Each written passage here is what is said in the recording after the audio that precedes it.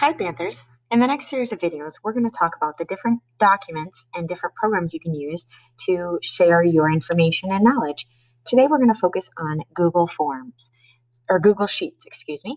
So if you look, I have created an assignment called Tree Count. It's a Google Sheet, and when you click on it, you're going to see that we get some data. I have already inputted some data, but you might be asked to count these different things.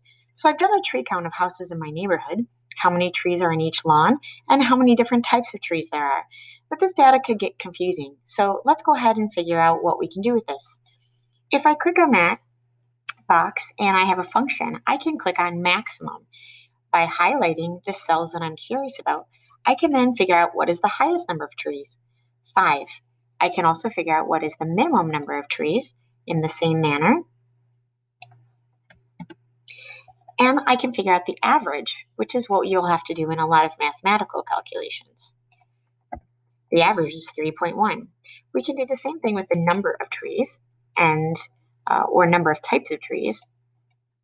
So I click on the same information and I get the same functions. But this is still quite confusing. So you may say, I would really like to create some sort of visual for this. So we're going to add charts.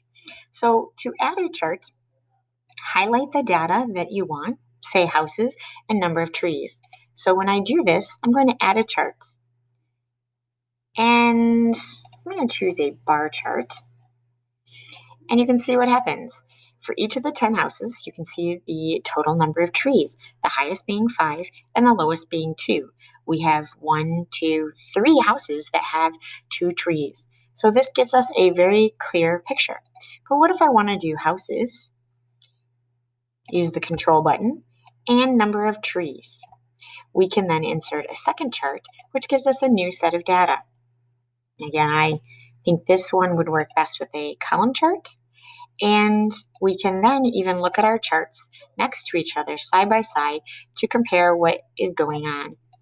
So if I look at each of these charts side by side, we can then see that the number of trees goes up to 5, but that the number of types of trees only goes up to 2. So 3 houses have 1 type of tree, and the rest of the houses have 2 types of trees. Then you can be sharing this information and calculations all together. Have fun with your